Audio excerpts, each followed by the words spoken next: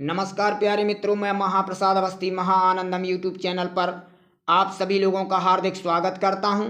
मित्रों, वार्षिक परीक्षा कक्षा 10वीं 2024-25 का संस्कृत का पेपर हो चुका है और आज हम इस पेपर का विश्लेषण करने जा रहे हैं। इसमें कुछ निर्देश दिए गए हैं कि सर्वे प्रश्नाः अनिवार्याः सन्ति, सभी प्रश्न अनिवार्य हैं, यानी सभी प्रश्नों को करना है। प्रश्नानां सम्मुखे अंकाः प्रदत्ताः, प्रश्न के सामने अंक दिए गए हैं। सर्वेषां प्रश्नानां उत्तराणि संस्कृत भाषायां देयानि, सारे प्रश्नों के उत्तर हमें संस्कृत भाषा में ही देना है, ये हमको निर्देश दिए गए हैं।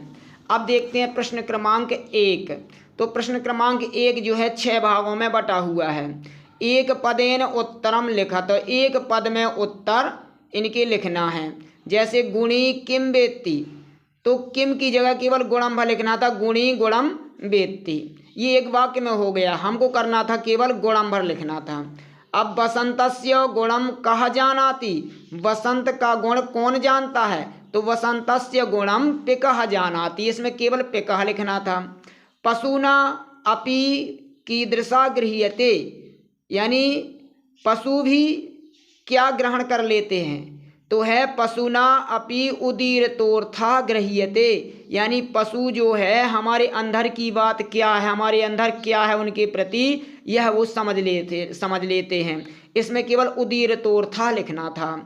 पठितुम इत्यस्मिन् पदे कः प्रत्ययः अस्ति, पठितुम में कौन सा प्रत्यय है, तो जहाँ लास्ट में तुम लगा मिले वहाँ तुमुन प्रत्यय होता है, तो ये तुमुन प्रत्यय है। दृष्ट्वा इत्यस्मिन् पदे कः प्रत्ययः अस्ति, दृष्ट्वा में कौन सा प्रत्यय है, इसमें कत्वा प्रत्यय है। अब ये कह रहे हैं कि बी प्लस ज्ञा प्लस ल्यप संयोज्य, यानी इनको जोड़ करके किम पदम भविष्यति, क्या पद बन जाएगा, तो इसका हो जाएगा विज्ञाय, यह ल्यप प्रत्यय है।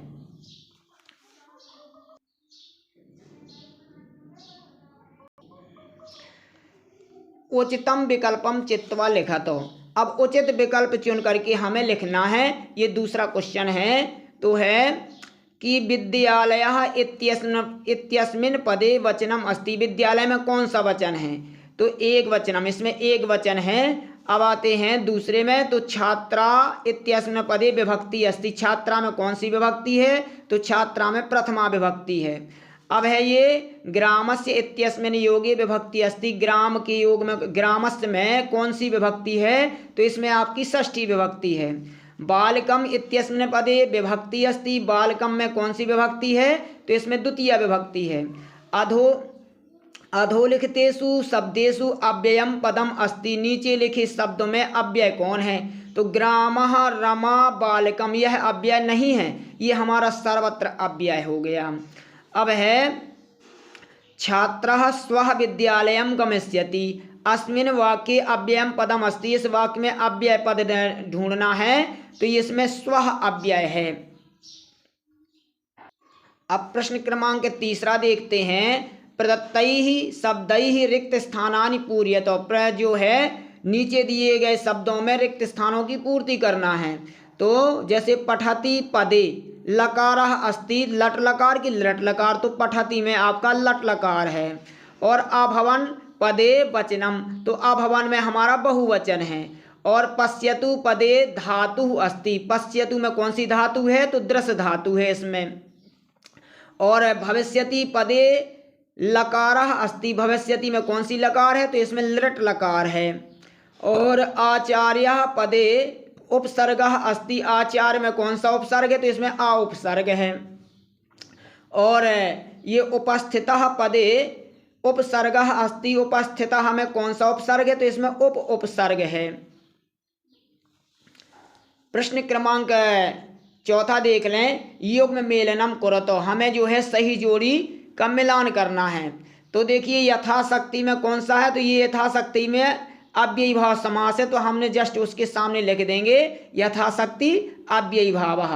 ग्राम गतः, ग्राम गतः हमें क्या पूछ रहा है, समास पूछ रहा है, तो ग्राम गतः में आपका तत्पुरुष समास है, बिल्कुल सीधा लिखा है, तो तत्पुरुष समास हो जाएगा। अब है ये नीलकंठ, नीलकंठ में कौन सा समास है, तो इसमें बहुव्रीहि समास है। है, तो नीलकंठ बिल्कुल जस्ट सामने लिख दिया। अब है 1 + 1 क्या हो जाता है, तो ये 1 ये लिखा है, तो 1 + 1 बराबर 1 ना प्लस अस्ति, यानी नास्ति का विच्छेद करेंगे तो ना प्लस अस्ति हो जाएगा, बिल्कुल सामने ही लिखा है।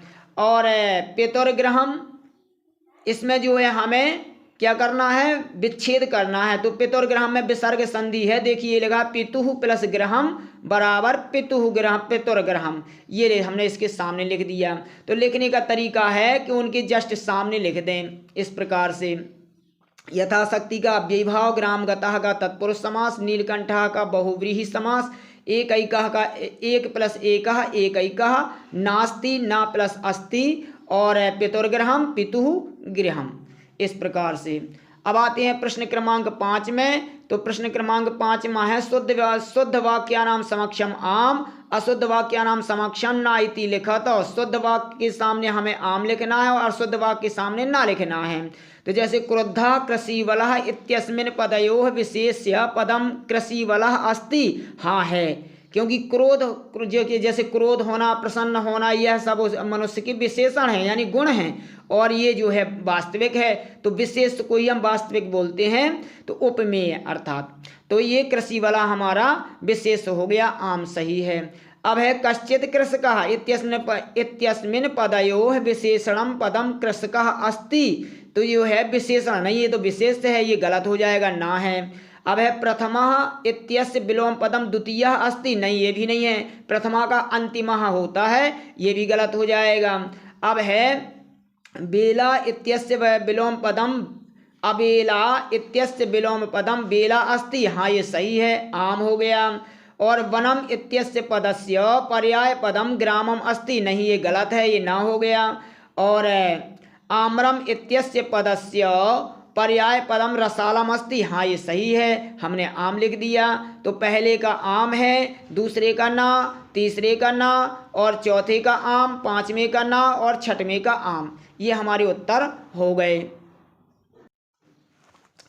अब है प्रश्न क्रमांक 6वां, ये सब 2-2 अंक के हैं। तो प्रश्न क्रमांक 6वां है केसाम विस्फोटैरपि भूकंपो जायते, यानी किनके विस्फोट होने से भूकंप हो जाता है। तो इसका उत्तर हो गया ज्वालामुख पर्वतानाम विस्फोटैरपि भूकंपो जायते, या भूकंपो कर सकते हैं या भूकंपः जायते, ऐसा भी लिख सकते हैं। अब है कः पिपासितः म्रियते, कौन प्यासा मर जाता है, तो हो जाएगा चातकः पिपासितः म्रियते।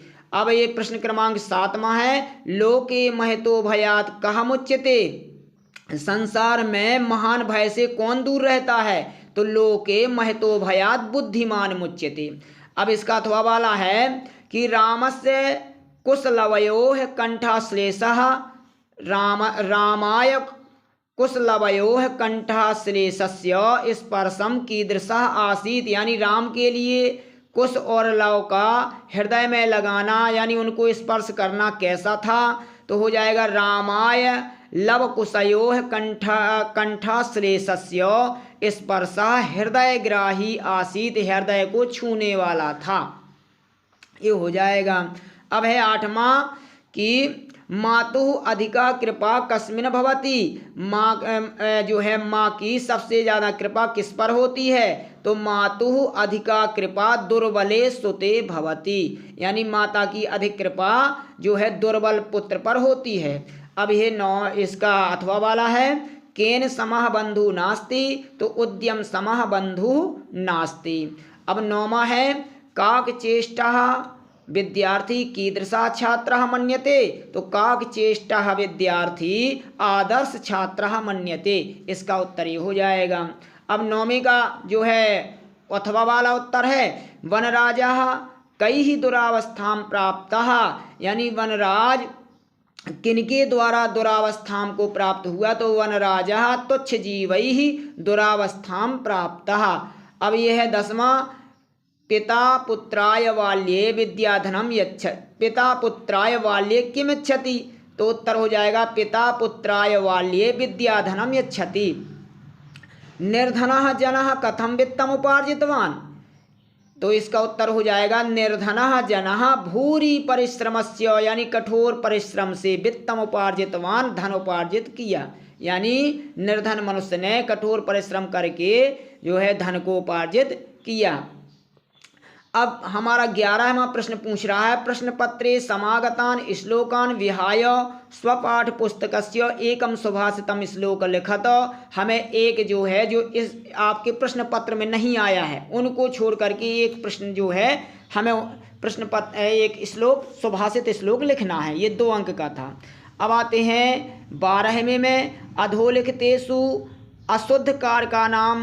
अशुद्ध कारक वाक्या नाम शुद्धिकरणीयाः। नीचे लिखे हमें अशुद्ध जो कारक के वाक्य हैं इनको शुद्ध करना है और कोई 2 करना है क्योंकि 2 अंक के हैं, तो हमसे जो बने वही हमको करना चाहिए।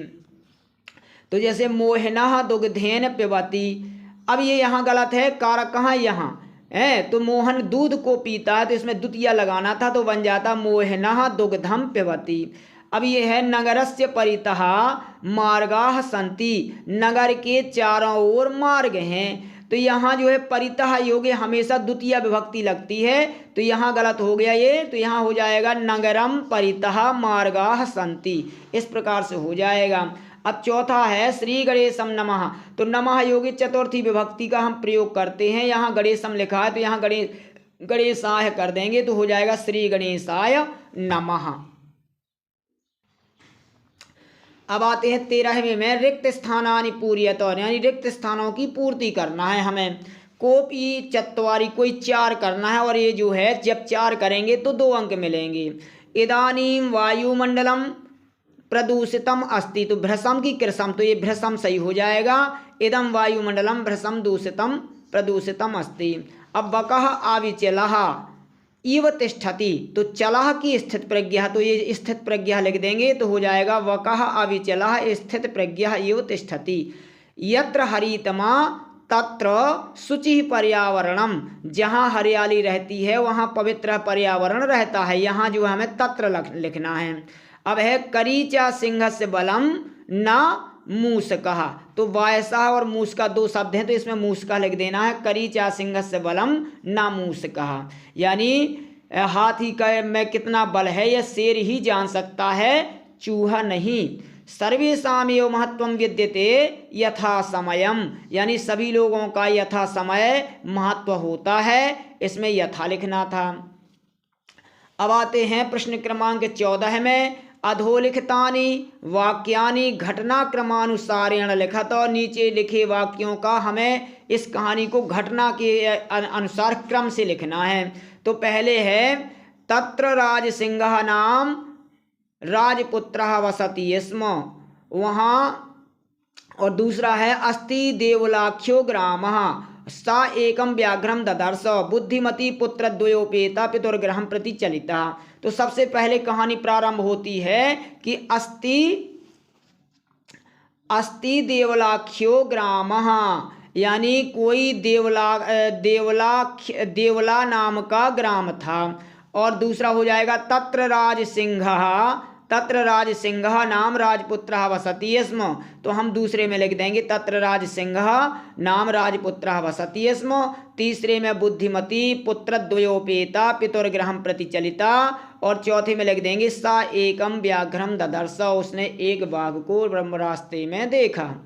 अब हमारा लिखने का क्रम जैसे पहला दूसरा, फिर पहला, और इसके बाद चौथा, फिर इसके बाद तीसरा। अब आते हैं वाच्य परिवर्तन। तो वाच्य परिवर्तन ये बिल्कुल सरल हैं, जैसे बालकः विद्यालयम गच्छति, तो बालक विद्यालय जाता है। अब हमें इसमें जब वाच्य कर्म वाच्य में बनाएंगे तो इसमें तृतीया ले जाएंगे तो हो जाएगा बालकेन, और कर्म में प्रथमा तो हो जाएगा विद्यालयः। अब जो है कर्मवाची जो है धातु लगा देंगे तो गम्यते, इसके कर्म के अनुसार क्रिया हो जाएगी, तो बालकेन विद्यालयः गम्यते। अब छात्रः पत्रम लिखति, तो छात्र में तृतीया कर दो तो हो जाएगा छात्रेण। पत्रम प्रथमा और द्वितीया में एक सा बनता है, तो यहाँ पत्रम द्वितीया का है, यहाँ हमने प्रथमा का कर दिया, तो छात्रेण पत्रम लिख्यते। इसके आधार पे हमारी क्रिया हो जाएगी। अब है गायकेन गीतम गीयते, गायक के द्वारा गीत गाया जाता है, तो इसको हमें कर्तृवाच्य में बनाना है। तो ये तृतीया का है तो प्रथमा लाइए, तो हो जाएगा गायकः और गीतम गायति, गायकः गीतम गायति। अब प्रश्न क्रमांक हमारा जो है 16 है, रेखांकित पदम आधृत्य, रेखा जो जहाँ खिंची हुई है उनको देख करके प्रश्न निर्माणम करो, तो प्रश्न का निर्माण कीजिए।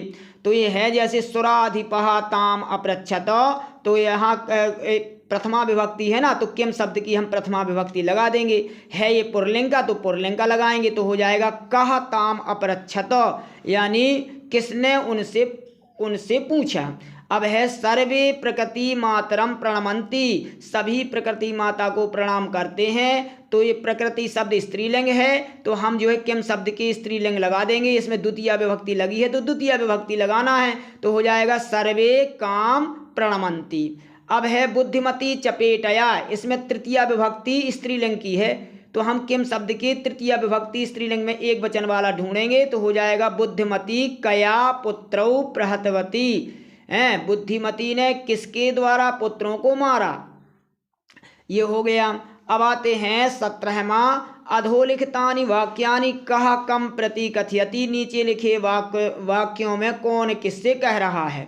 तो ये है, ये हो जाएगा जैसे वयस्य अपूर्वम खलु नामधेयम, है वयस्य माने यदि हम कोई सामने हमारा खड़ा हो मित्र की भांति तो हम उसको बोल देते हैं, तो वयस्य अपूर्वम खलु नामधेयम, तो भगवान विदूषक की ओर रामचंद्र जी इशारा करते हैं और कुछ से कहते हैं कि पुत्र, अरे ये तो बड़ा अनोखा नाम है। तो ये राम ने कहा था, तो राम में प्रथमा लगा देंगे, और जिससे कहा जाता है उसमें हमेशा द्वितीय लगाते हैं, तो हो जाएगा रामः कुसम प्रति।